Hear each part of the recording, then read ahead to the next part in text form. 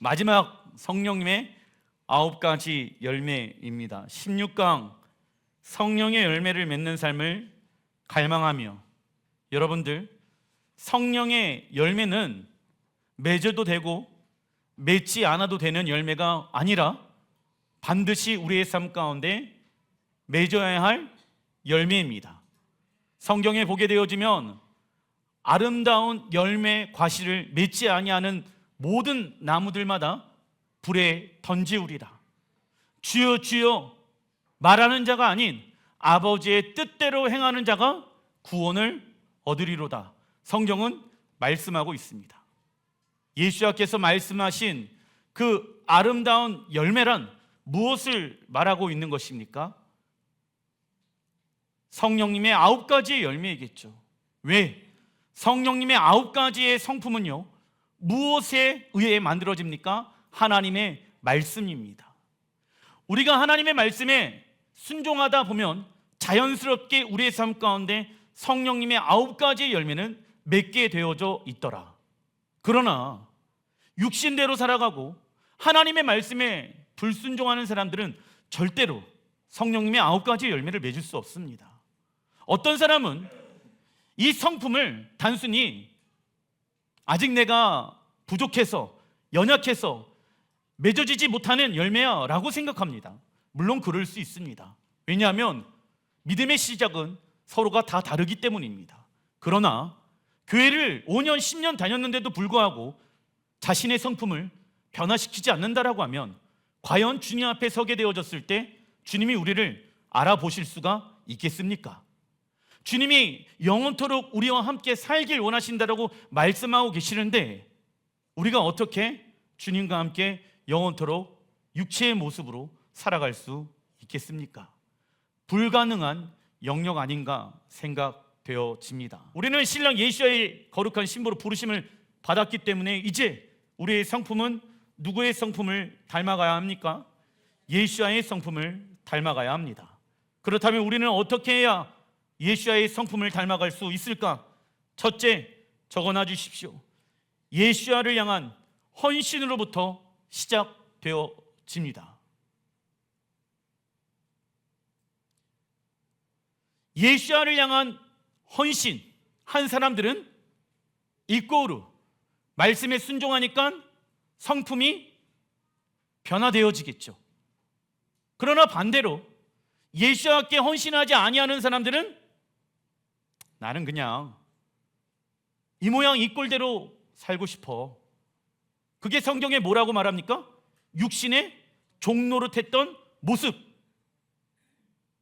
육신의 종노릇했던 모습으로 살아갈래. 왜? 내가 지금 나이가 몇인데, 내가 40이고 50이고 60인데 내 성격 나도 못 바꿨어. 근데 누가 내 성격을 바꾸려고 해? 나 이렇게 살아가는 게 편해. 아니에요. 되게 불편한 거예요. 육체의 모습대로 살아가는 것은 되게 힘들고 어렵고 지치고 눈물나게 살고 있는 모습입니다. 그걸 편하다라고 생각하면 큰 오해이십니다. 굉장히 불편한 거, 나만 불편한 게 아닙니다. 나랑 같이 살고 있는 사람들 또한 불편합니다. 나를 만나고 있는 사람들 또한 불편합니다. 어떠한 모습으로 살아가게 되어졌을 때, 내 모양, 내 모습 그대로 살아가게 되어졌을 때 불편한 거예요. 여러분들 생각해 보십시오. 내가 누군가를 만나게 되어졌을 때 나에게 있어서 편한 사람은 누굴까? 나를 맞춰주는 사람 아닐까요? 근데 그 사람이 왜 나를 맞춰줍니까? 그 사람을 존중하기 때문에, 그 사람을 위하기 때문에. 그러면은 그 사람이 나를 존중해주고 그 사람이 나를 위해준다라고 하면은 나 또한 그 사람을 존중해주고 그 사람을 위해주겠죠. 하나님도 마찬가지입니다. 우리를 위해주시고 우리를 존중해주시고 우리를 귀하게 생각해 주십니다. 그래서 우리는 하나님을 존귀하게 보배롭게 여겨야 하는 것입니다. 즉 하나님과 인격적인 관계를 많이 맺고 있는 사람일수록 하나님의 성품을 닮아가게끔 되어져 있어요.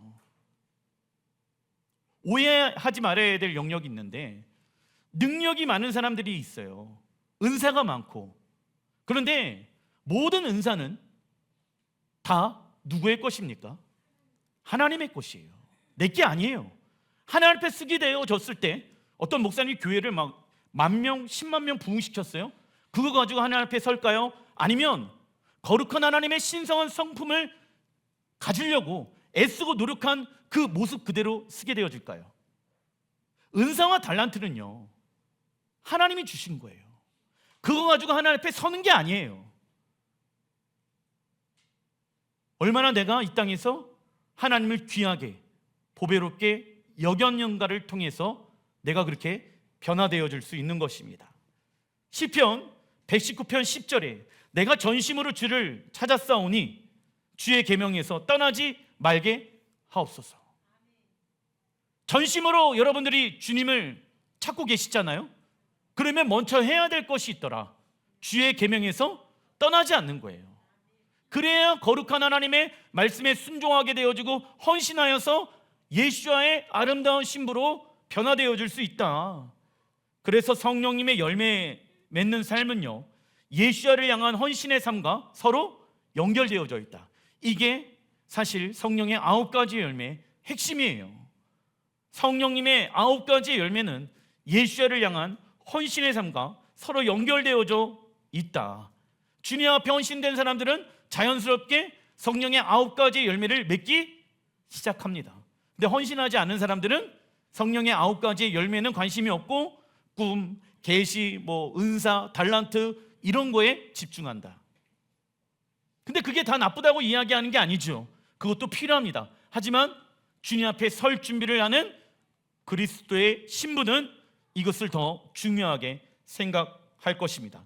둘째, 우리는 어떻게 해야 예수와의 성품을 닮을 수 있습니까? 무엇을 소망해야 합니까? 하나님 나라. 왜? 우리는 이 땅에서 죽게 되어지지만 부활하여서 하나님 나라 안으로 들어가게 될지라 믿습니다. 이 날이 오기 때문에, 주님 앞에 서는 그 날이 오기 때문에 우리가 예수와의 아름다운 거룩한 신부로 변화되어져야 한다. 마태복음 7장 19절에 아름다운 열매 나와 있죠? 성경에서 아름다운 열매, 주님은 어떠한 분이십니까? 아름다우신 분이십니다. 아름답다 히브리 원어를 보니까 거룩이라는 단어와 비슷하더라. 그래서 어떠한 말로 표현할 수 없으니까 우리의 사람의 말로 주님의 그 영광을, 거룩을 표현할 수 없기 때문에 거룩이라는 단어를 사용한 거예요. 금보다 비교할 수 없는 아름다우신 우리 하나님, 어떠한 돈보다 비교할 수 없으신 아름다우신 하나님. 그래서 성경은 말씀하고 있습니다. 아름다운 열매를 맺으라. 맺지 아니하는 나무마다 찍혀 불에 던져지니라. 이게 문제라는 거예요. 우리의 삶 가운데 아름다운 성령의 9가지 열매를 맺지 않는다라고 하면 교회를 다녀도 목사라고 하더라도 지옥불에 찍혀 던져질 수 있다. 한 번 구원은 영원한 구원 절대 아닙니다. 그래서 20절에 뭐라고 예수께서 말씀하십니까? 읽어보겠습니다. 주여 주여 하는 자마다 다 천국에 들어갈 것이 아니요 다만 하늘에 계신 내 아버지의 뜻대로 행하는 자라야 들어가라. 아멘. 이 말씀이 앞에 19절에 아름다운 열매를 맺지 아니하는 나무마다 불에 다 던지게 되어질 것이다. 그러면서 예수께서 뭐라고 말씀하십니까? 주여 주여 하는 자마다 다 천국에 들어갈 것이 아니요 아버지의 뜻대로 행하는 자라야. 왜? 아름다운 열매는 아버지의 뜻에 순종해야지 맺을 수 있기 때문입니다. 그래서 우리는 주님 앞에 설 때까지 그 아름다운 열매를 맺으려고 순종해야 된다. 완벽하게 변화되어지지 아니하는 영역이 있죠. 하지만 가만히 내버려두면 됩니까? 안 됩니까? 계속 그 영역을 향해 파수하고 기도하는 자가 되어야 합니다. 그러다 보면 주님 오시게 되어졌을 때 우리 육체 안에 있는 죄의 모습들은 다 끊어지게 되어질 것입니다. 왜? 끝까지 싸우기 때문에.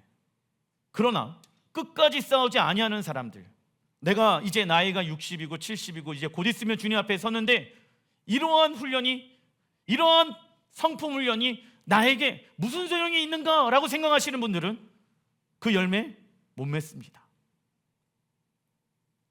하나님의 심판의 목적은 세상을 파괴하는 것이 아니라, 읽어보겠습니다. 신랑 하나님과 신부인 교회가 서로 살아가는 것을 방해하는 모든 것들을 제거하기 위함이더라. 갈라디아서 5장 22절 같이 한번 읽어보겠습니다. 시작. 오직 성령의 열매는 사랑과 희락과 화평과 인내, 자비와 양성과 충성과 온유와 절제니 이 같은 것을 금지할 법이 없느니라. 아멘. 여러분들, 성령님의 9가지의 열매는 금지할 법이 있다 없다? 성령님의 열매는 사랑, 기쁨, 화평, 인내, 자비, 양성, 충성, 온유, 절제입니다. 이는 적어놔 주십시오. 하나님의 신성한 성품을 의미합니다. 어떤 이는 성령의 열매는 성령이 맺는 것이기 때문에 우리는 신경 쓰지 않아도 된다라고 말합니다. 그러나 성령님의 열매는 우리가 하나님의 말씀을 따라 살아가게 되어졌을 때 맺게 되어지는 열매입니다. 즉 우리의 자아는 예수의 십자가에 죽었고 부활의 능력에 연합되어진 자는 성령님의 9가지의 열매를 나타나기 시작할 것이다. 그리고 우리 안에 맺어진 성령님의 9가지의 열매는 우리 자신을 뛰어넘어 무엇으로 인도합니까? 이웃사랑으로 인도한다. 하나님과 친밀한 관계를 맺고 있는 사람들은 자연스럽게 이웃과 교회와 열방 가운데 하나님의 사랑이 흘러가게끔 되어져 있다. 어떠한 나라 가운데 전쟁이 일어나는데 내가 그 나라를 기도하지 않는다? 성령님의 9가지의 열매 중에 내 안에 어떠한 부분들이 부족하기 때문에 그 마음이 생기지 않는 것이다. 8개는 충만하게 열매가 맺어졌는데 하나는 아무런 열매를 맺지 않고 있다. 그럴 수 없습니다. 열매를 맺는 나무를 한번 보세요. 풍성한 열매를 맺고 있는 나무는 웬만하면 다 풍성한 열매를 맺고 있습니다. 한쪽만 열매를 안 맺고 있다? 그러면 그 나무의 뿌리 자체가 문제가 있는 거예요. 그러겠죠? 그래서 이 나무는 이렇게 열매를 많은데 왜 이 나무는 열매가 없을까라고 하지 한쪽 부분만 열매가 없다라고 얘기하지 않는다라는 거예요. 그래서 우리의 9가지의 영역 가운데 이런 기둥들이 세워져 있는데 무엇 때문에 올바른 균형 잡힌 열매를 맺지 못하고 있는가를 우리는 우리 자신을 그 영역을 가지고 기도해 봐야 하는 것입니다. 성령의 9가지의 열매는 우리 자신을 뛰어넘어 이웃사랑으로 인도하다. 그래서 사람들이 우리를 하나님을 믿는다는 이유로 멸시하거나 어려운 상황이 우리 앞에 다가올 때 우리는 그것들을 하나님 아버지로부터 온 것으로 여기고 겸손하게 받아들여야 한다. 왜? 그 이웃과 그 환경을 통해서 내 성품이 무엇되어지기 때문에 고난을 받음으로 변화되어질 수 있기 때문에. 그래서 자녀에 대한 연약함, 여러분들 가정 안에 남편과 아내의 연약함, 저도 연약함이 다 있죠. 그 연약함을 통해서 내가 변화되어져야 될 영역이 무엇인가를 우리는 고민해 봐야 합니다. 그러나 우리가 진리의 영이신 성령님에 의해 살지 않는다라고 하면 우리는 저절로 어떠한 열매를 맺게 되어집니까? 육체의 열매. 빌립보서 2장 3절의 말씀, 오직 겸손한 마음으로 각각 자기보다 남을 높게 여기고 말씀하고 있죠. 겸손의 히브리 원어를 보니까 아나브, 이 아나라는 단어의 뜻은 무엇을 의미하냐면 하나님 앞에 천하다, 하나님 앞에 부족하다, 그래서 나는 훈련해야 한다. 이 3가지의 의미를 가지고 있습니다. 하나님 앞에 겸손한 사람들은 무엇을 하기 시작합니까? 하나님의 말씀에 의해 훈련하기 시작한다. 반대로 교만한 사람들은 하기 싫은데, 나 그냥 이 모양 이 모습대로 평생 살아왔는데 하기 싫은데, 그러면 자연스럽게 하나님과 멀어지겠죠. 성령님의 9가지 열매의 기초 성품은 무엇입니까? 겸손입니다. 하나님은 모든 만물을 창조하시고 온 열방의 주인이십니다. 그러나 하나님께서도 어떠한 성품을 가지고 계십니까? 겸손한 성품을 가지고 계신다. 하나님은 겸손한 성품을 가질 필요가 있다 없다? 없다. 그런데 하나님은 우리에게 겸손한 왕의 모습을 보여주기 위하여 낮고 낮은 이 땅 가운데 오셨다라는 거예요. 위대하신 분이. 하나님은 하나님의 본성이신 예수님께서 우리를 사랑하셔서 십자가에 죽으시고 최고의 겸손함을 우리에게 보여주셨죠. 우리는 하나님의 아름다우신 성품을 알면 알수록 겸손해지게 되어져 있습니다. 그리고 하나님이 우리의 전부 되시기 때문에 겸손함으로 우리는 자신을 비우기 시작하죠. 이렇게 우리가 성품 훈련을 하는 이유는 우리에게 맡겨주신 자녀와 남편과 아내와 부모와 이웃들에게 무엇을 보여주기 위함입니까? 하나님의 형상. 하나님의 성품 훈련은 평생 걸쳐 해나가야 할 훈련입니다. 그러나 어릴 때일수록 효과가 크기 때문에 아이들이 어릴 때 성품을 집중적으로 훈련하는 것이 너무나도 중요하다. 그래서 자녀가 습득해야 할 하나님의 성품이 있다고 하면 부모가 하나님의 형상이 되어 실제로 보여주는 것이 가장 효과적인 교육 방법이다. 성령님의 열매의 첫 번째 열매는 어떠한 열매입니까? 사랑의 열매.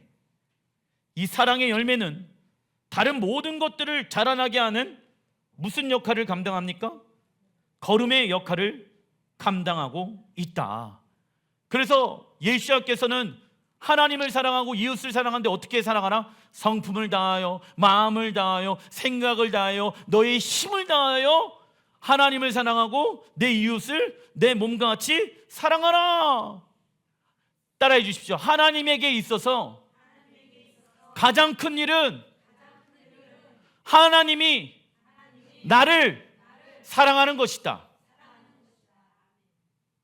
하나님에게 있어서 가장 큰 일은 하나님이 나를 사랑하시는 것입니다. 그리고 우리에게서도 가장 큰 일이 무엇이 되어야 됩니까? 하나님을 사랑하는 것이 가장 큰 일이 되어야 될지라 믿습니다. 사랑하는 여인이 있어요. 결혼했어요. 그런데 이 가정 가운데 가장 너무나도 더 소중한 일은 무엇인지 아십니까? 돈 버는 것도 아니죠. 출세하는 것도 아니죠. 서로가 서로 사랑하는 거예요. 그게 가장 큰 일이에요. 가정에서. 아닌가요? 돈 많이 벌어오는 게 가장 큰 일인가? 애들이 출세하고 성공하는 게 가장 큰 일이 되어야 하는 걸까요? 여러분들 무엇을 자랑하고 있습니까? 여러분들의 가정 가운데는 가장 큰 일이 무엇입니까? 빨리 나가갖고 돈 버는 거예요? 좋은 대학 가는 게 가장 큰 일입니까? 아니죠. 부부는 서로 사랑하는 거고 부모는 자녀들을 내 몸과 같이 사랑하는 것이 가장 큰 일이 되어야 됩니다. 그런데 가장 큰 일을 하지 않고 있는 사람이 사실적으로는 너무 많이 있지 않나 생각되어집니다. 우리가 이웃을 사랑하는 이유는 하나님의 말씀을 이루기 위함이며 그리스도의 신부로서 하나님의 말씀으로 단장하기 위함이다. 그래서 하나님과 이웃 사랑하다 보면 자연스럽게 무엇과 멀어집니까? 세상과 멀어지게 되어진다. 그리고 거룩을 추구하고 겸손한 삶을 살게 될 것입니다. 목사님, 제가요 술과 담배와 세상의 것을 끊는 게 너무 힘들어요. 저는요 노력도 해야 되지만 예배 시간에 계속 빠지지 않고 나와 보시길 바랍니다.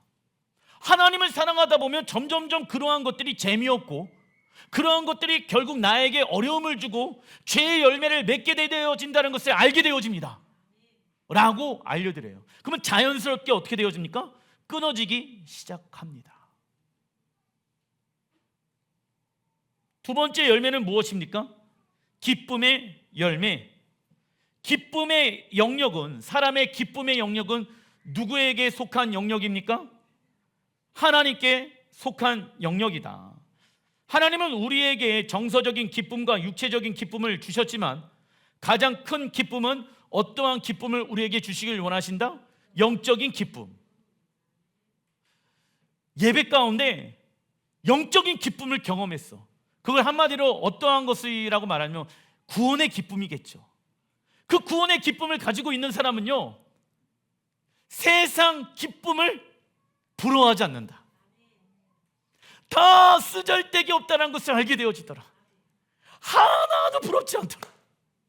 좋은 집, 좋은 차, 좋은 곳에 살고 있는 곳 하나도 부럽지 않다. 왜? 가장 큰 기쁨은 구원의 기쁨이기 때문에. 영적인 기쁨이란, 읽어보겠습니다. 하나님이 어떠한 분인지 알게 되어졌을 때 나타나는 기쁨입니다. 아멘. 그러나 사단은 기쁨을 악용하여 결코 만족할 수 없는 세상의 것을 우리에게 주고 있죠. 사단이 주는 기쁨은 우리의 힘과 시간을 낭비하게 만들어 우리의 마음을 허무함과 공허함으로 만들어 놓았습니다. 계속 술 먹는 게 기쁘고 좋은 사람들이 있어. 근데 술 먹고 난 다음에 기쁩니까? 공허합니다. 허합니다. 그래서 사단이 주는 기쁨은요, 지루합니다. 근데 할 게 그것밖에 없으니까 그것만 하고 있는 거예요. 만약 우리가 구원의 기쁨을 경험하고 있지 않는다라고 하면 우리는 다시 무엇을 점검해 봐야 합니까? 구원을 점검해 봐야 됩니다. 구원의 기쁨은 날마다 이뤄가는 거기 때문에, 우리의 구원은 날마다 이뤄가잖아요. 그래서 오늘 다시 나는 십자가에 죽었고 부활하였다, 그 구원의 기쁨을 회복해야 하는 것입니다. 그래서 우리의 신앙이 구원을 이뤄가는 신앙생활이 아니라 종교적 행위에 잘못된 안정감을 갖고 있다라고 하면 우리는 하나님을 향해 기뻐하기보다는 무감각한 신앙생활을 하게 될 것입니다. 교회를 다녀도 기쁜 게 있다 없다 전혀 없는 사람들. 왜 그렇습니까? 무감각한, 하나님과 아무런 교제 없이 육체만 교회만 왔다 갔다 하니까 기쁨이, 영적인 기쁨이 없기 때문입니다.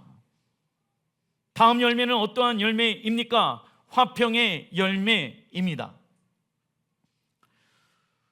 우리는 원래 화평한 자가 아니었죠.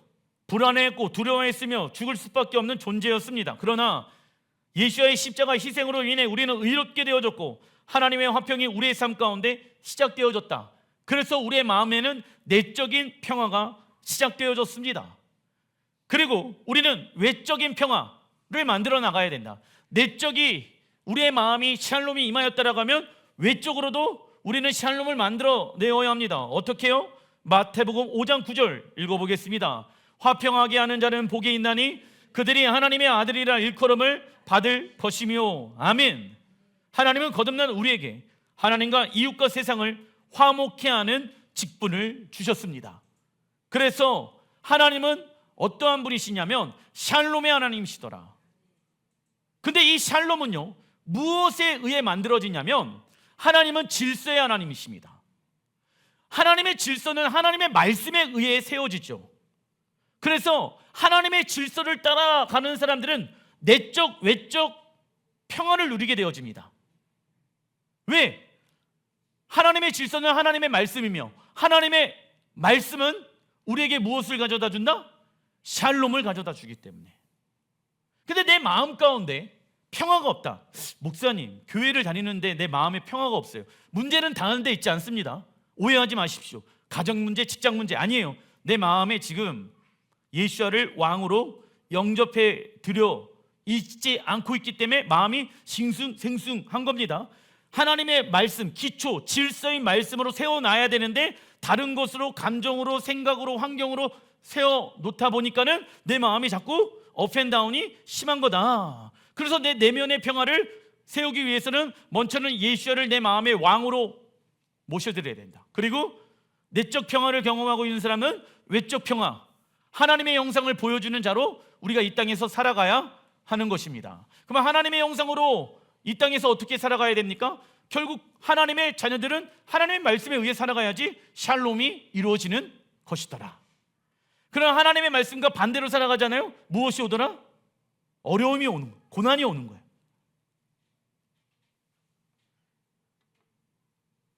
그래서 말씀대로 살아가지 않는 것처럼 보여요. 곧 있으면은 내적과 외적 샬롬이 사라지겠구나라는 생각이 들 때가 있습니다. 저렇게 살면 안 될 텐데. 근데 본인은 몰라. 시간 지나면 알게 될 것입니다. 그리고 다음 열매는 어떠한 열매입니까? 인내의 열매. 인내는 어떻게 만들어집니까? 읽어보겠습니다. 하나님의 말씀에 순종함으로 받게 되는 여러 가지 시험과 믿음의 시련을 통해 만들어집니다.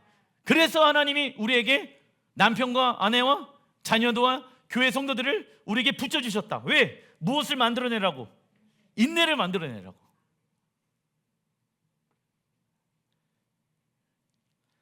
우리가 하나님의 계획을 신뢰한다라고 하면 그 계획이 나타나고 역사할 때까지 우리는 무엇을 해야 합니까? 인내. 그리고 여러분들, 하나님의 열매가 우리의 가정과 직장 가운데 맺어지기 위해서는 열매는 심으면 바로 납니까? 인내의 시간들이 필요합니까? 인내의 시간들이 필요하다. 오래 참음의 시간들이 필요하더라. 그래야지 더 달고 더 아름다운 열매를 맺을 수 있다. 그 다음은 자비의 열매입니다. 하나님은 우리를 긍휼히 여기셔서 생명을 주기 위해 당신의 하나밖에 없는 아들 예수야를 주셨다. 이것이 우리를 향한 하나님의 자비하신 성품의 모습입니다. 그래서 자비의 의미는 같은 어머니 태에서 나온 이들에 대한 감정이지요. 즉 자비는 한 사람이 다른 사람과 연합하는 것을 대표하고 있다. 그래서 하나님, 내 남편, 내 아내, 내 자녀를 향한, 내 부모를 향한 자비의 마음을 허락하여 주십시오. 이걸 위해 기도해야 된다. 내가 자녀들을 향한 자비의 마음이 지금 없는 것 같습니다. 여유가 없습니다. 내적인 평화가 무너져 있습니다. 왜 그런지 아십니까? 자비의 문제예요. 내 안에 하나님의 자비가 있게 해주십시오. 내가 상대방과 하나가 되어지기 위해서는 내 노력으로는 한계가 있습니다. 자비가 내 안에 있게 해주십시오. 그러면은 이해하기 시작합니다. 그가 나를 어렵게 했던 상대방을 이해하기 시작합니다. 그리고 그를 위해 기도하기 시작합니다. 그리고 인내하기 시작합니다. 그러면 열매를 맺게 되어질 것입니다. 하나님의 자비하신 성품이란 영혼들의 행복과 필요를 인식하고 충족시켜 주려는 하나님의 갈망함을 의미한다. 하나님의 자비는 우리의 이웃들에게 무엇으로 표현되어집니까? 감사의 말과 위로의 말과 인정해 주는 말로 표현되어질 수 있다. 감사의 말, 위로의 말, 인정해 주는 말, 이러한 표현들을 하면 주변 사람들의 행복에 대한 진지한 관심을 가지고 있어야 된다. 그러나 자기 중심적으로 생각하고 결정하는 사람들은 하나님께서 원하시는 방법으로 이웃을 사랑할 수 없다. 설령 섬긴다고 하더라도 쉽게 지치며 실족하게 되어집니다. 우리는 하나님께로부터 받은 자비와 긍휼과 사랑을 이해하고 있는 만큼 자비만을 베풀게 되어 있습니다. 우리에게 자비가 부족하다라는 것은 하나님께서 우리에게 주신 자비를 명확하게 알지 못하기 때문이지요. 그 다음은 양선의 열매입니다. 양선은 읽어보겠습니다. 영혼들의 행복과 필요를 인식하고 충족시키려 주려는 하나님의 갈망함을 깨달아 하나님의 손이 되는 것을 의미합니다. 아멘. 양선은 말과 행동으로 하나님의 자비하신 성품을 실천하는 것을 말하고 있는 것이지요. 그래서 양선을 행하잖아요. 무엇을 하지 말아야 되냐면 두 가지가 있습니다. 첫 번째, 왜 나만 해야 되나? 낙심하면 된다 안 된다? 왜 나만 도와주는 손이 되어야 하나? 그 이유는 굉장히 단순합니다. 하나님의 자비하신 성품이 내 마음 가운데 부어졌고 그 하나님의 마음을 갈망하기 때문에 하나님의 손이 되어져서 자비를 베푸기, 양손을 베풀기 시작한다라는 거예요. 근데 하나님의 자비가 점점점 떨어지다 보면 어떠한 생각에 집중한다? 왜 나만 섬겨야 되는가? 이 생각에 사로잡히게 되어지더라. 그래서 무엇을 하지 말아야 됩니까? 낙심하지 말아야 된다. 그리고 두 번째는 뭐냐면 왼손이 한 일을 오른손이 모르게 하라. 떠들고 다니지 말라. 내가 무엇을 했다, 내가 이것을 했다, 내가 저것을 했다 이러고 다니지 말아라. 왜? 시험 든다. 그 다음에 열매는 충성의 열매입니다. 충성, 헬라어 원어의 뜻을 보니까 피스토스, 뜻은요 신실함입니다. 그래서 여러분들, 충성은 무엇과 연결되어져 있다? 신실과 연결되어져 있다. 신실함이란, 읽어보겠습니다. 견고하여서 믿을 수 있는 것을 뜻합니다. 사람을 뽑을 때는 어떤 사람을 뽑아야 된다? 신실한 사람, 성실한 사람을 뽑아야 된다. 왜? 견고하여서 그를 믿을 수 있기 때문에. 하나님은 신실하신 분이기 때문에 우리가 의지할 수 있으며 신뢰할 수 있으며 우리의 충성의 대상이 될 수 있는 것입니다. 그래서 여러분들, 우리가 하나님의 신실한 성품을 알면 알수록 우리는 우리의 생명을 누구에게 드리게 되어집니까? 하나님께 드리게 되어진다. 왜? 그분이 가장 신실하기 때문에 나를 위해 일하시고 역사하시고 쉬지 아니하는 것을 나는 알기 때문에 나를 누구에게 맡겨드립니까? 신실하신 하나님께 맡겨드리기 시작한다. 그게 충성의 모습으로 나타나는 거예요. 근데 하나님을 향한 신실한 마음이 없어요? 충성하는 것은 한계가 있습니다. 내가 하고 싶을 때만 하게 되어지겠죠. 충성은 누가 시켜서 되는 것보다 충성의 대상이 얼마나 신실하느냐에 따라 우리의 생명을 드릴 수 있는 것입니다. 그리고 하나님께서 귀하게 쓰시는 사람은 한결같이 어떠한 사람입니까? 충성된 사람, 충성의 히브리 원어 아만, 이는요 하나님의 말씀을 지속적으로 성실하게 행하는 자. 그리고 히브리어 아만에서 파생되어진 단어가 무엇입니까? 아멘.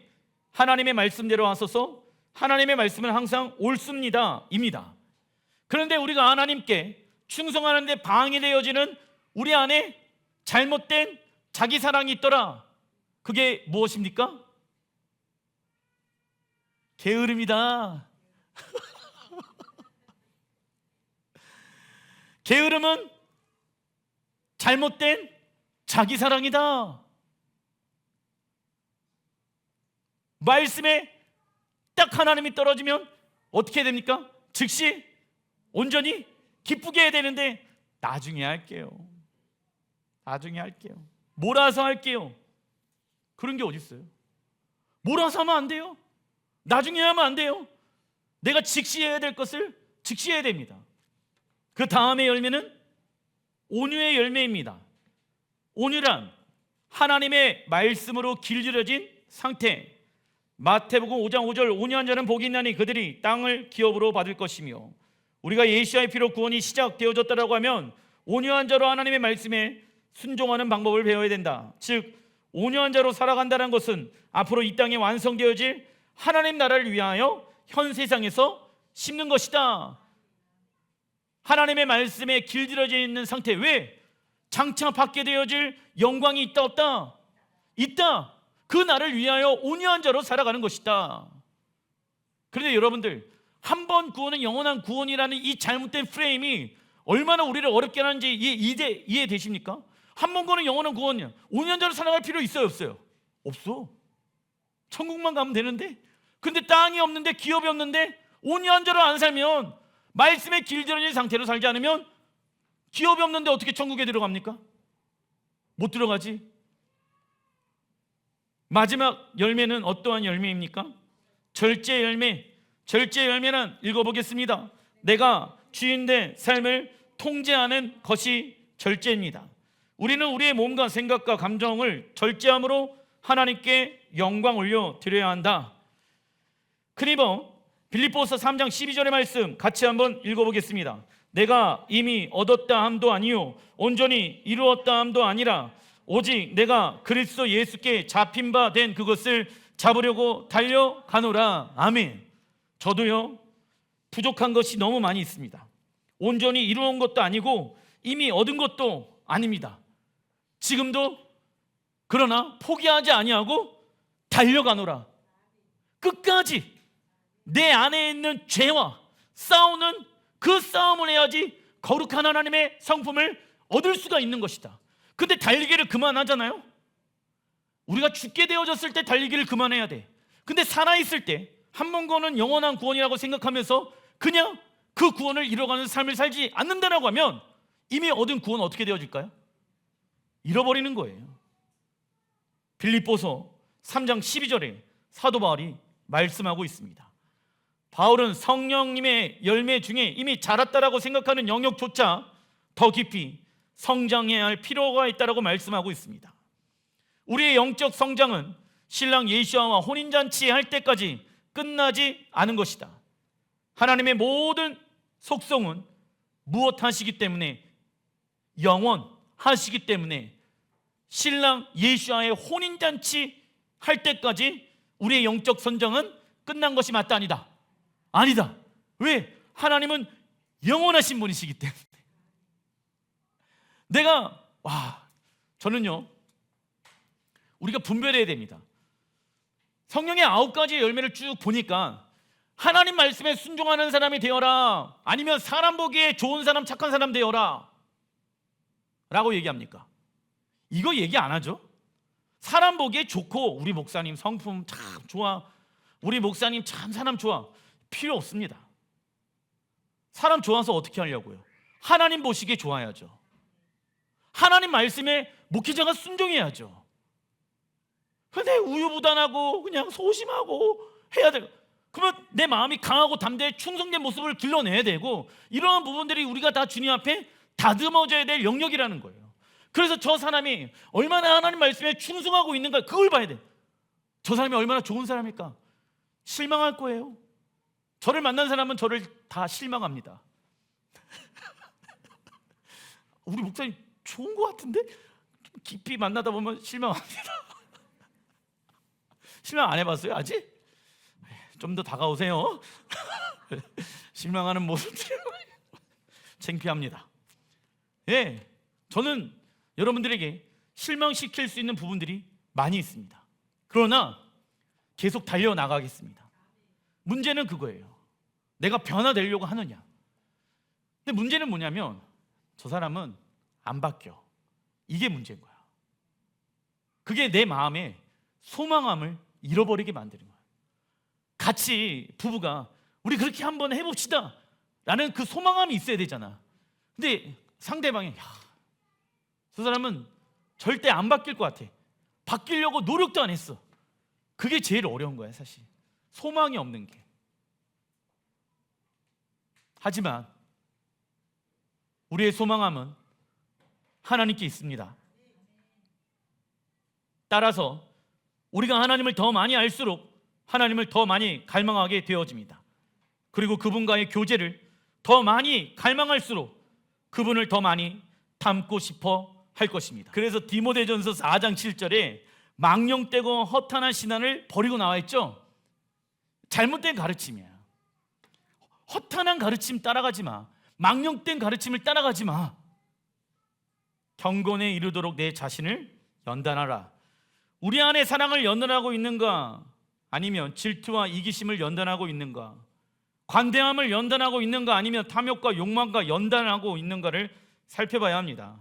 아름다우신 하나님을 향한 갈망함은 거룩한 행동을 낳고, 그 거룩한 행동은 성실함을 낳고, 그 성실함은 하나님에 대한 계시를 낳게 되어집니다. 그래서 매일 경건의 삶, 첫 번째 영적 성장을 위해 기도하는 거고, 두 번째 말씀을 묵상하고, 세 번째 하나님께 경배하는 거예요. 무릎을 꿇는 것입니다. 이러한 실천하는 것이 정말 중요하다. 그러나 하나님을 향한 경외함과 사랑과 갈망함을 키워가는 데 시간을 들이지 아니하고 외적인 행실에만 초점을 맞추고 있다라고 하면, 외적인 행실은 무엇을 말합니까? 종교적인 행위인 거예요. 내가 다른 사람들에게 어떻게 하면 잘 보일까? 내가 어떻게 하면 교회에서 이런 봉사, 이런 헌신을 할까? 외적인 행실에만 집중하다 보면 시간이 지나고 나서 실패하게 되어질 것입니다. 그 결과 무엇에 빠지게 되어집니까? 자기의 의와 영적인 교만과 율법주의에 빠지게 되어진다.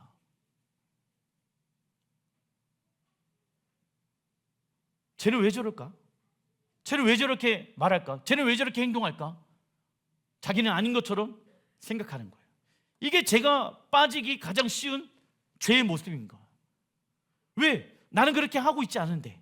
근데 아니에요. 내 내면이 성령님의 9가지 열매로 지금 있어야 되는데 외적인 모습만, 종교적 행위로만 집중하고 있다라고 하면 자꾸 평가하고 다른 사람들을 판단하게 되어지더라.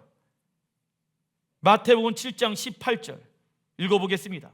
좋은 나무가 나쁜 열매를 맺을 수 없고 못된 나무가 아름다운 열매를 맺을 수 없느니라. 아멘. 우리는 원래 못된 나무였기 때문에 아름다운 열매를 맺을 수 없는 존재였죠. 그러나 못된 나무인 우리를 예수의 십자가에 못 박으시고 우리를 좋은 나무로 거듭나게 해주셨다. 이로 인해 예수와 우린 한 영이 되어 연합하게 되어졌다. 예수와 연합한다라는 것은 자신을 완전히 내던지며 그분을 따르는 것을 말합니다. 그리고 하나님은 우리를 적어놔 주십시오.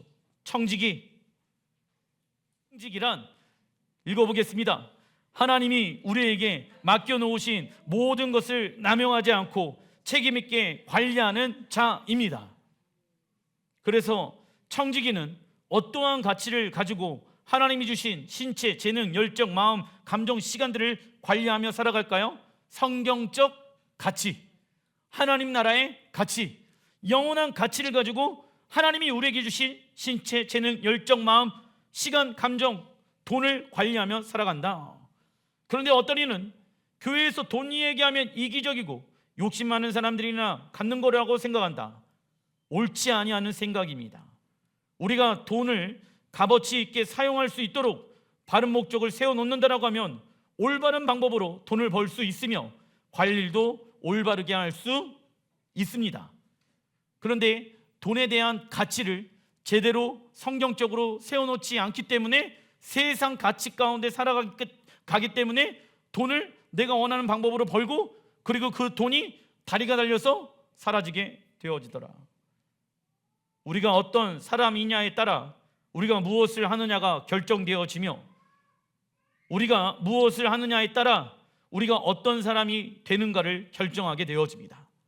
그러나 자기 자신을 완전히 십자가에 죽이지 아니하고 거듭나지 않은 사람은 사단과 세상의 유혹을 쉽게 받으며 사사하고 하찮은 유혹에도 넘어지고 말 것입니다. 그리고 좀 더 쉽게, 좀 더 편안하게 살기 위해 하나님의 말씀대로 살지 않는다라고 하면 그 사람은 언제나 어려움에 처하게 되어지며 주변 사람들을 힘들게 할 것입니다. 하지만 우리가 열심을 다하여 하나님을 섬기고 기도에 힘을 쓴다라고 하면 참된 평화를 찾을 수가 있을 것이며 하나님의 은혜와 사랑을 통하여 이 세상의 온갖 고통 또한 가볍게 느껴질 것입니다. 믿으십니까? 시편 16편 11절 읽어보겠습니다. 주께서 생명의 길을 내게 보이시리니 주의 앞에는 충만한 기쁨이 있고 주의 오른쪽에는 영원한 즐거움이 있나이다. 아멘. 주님의 앞에는 무엇이 있다? 충만한 기쁨이 있고 주님의 오른쪽에는 영원한 즐거움이 있더라. 할렐루야. 여러분들, 목사님 말씀대로 살아가는 거 지겹고 힘들고 어려운 거 아니에요? 아니에요. 하나님 나라 가잖아요. 세상에 그 어떠한 것도 비교할 수 없는 충만한 기쁨이 하나님 앞에 있고요, 하나님의 오른쪽에는 영원한 즐거움이 있습니다. 이게 어떠한 기쁨과 즐거움일지 나는 아직 모르겠어. 근데 세상에 그 어떤 것보다 비교할 수가 없겠죠. 그날이 온다 안 온다? 오기 때문에 헌신하는 거예요. 그날을 위해서 하나님 나라에 함께 주님과 함께 영원히 즐겁게 기쁨 가운데 살아갈 그날을 위해 우리가 거룩한 예수의 신부로 형상을 변화시키는 것입니다. 곧 그날이 올 것입니다. 그날을 위하여 제한되어져 있는 이 땅에서의 시간을 주의 영광과 거룩한 신성한 하나님의 성품을 닮아가는 여러분들 되시길 주의 이름으로 축원드립니다. 기도하겠습니다.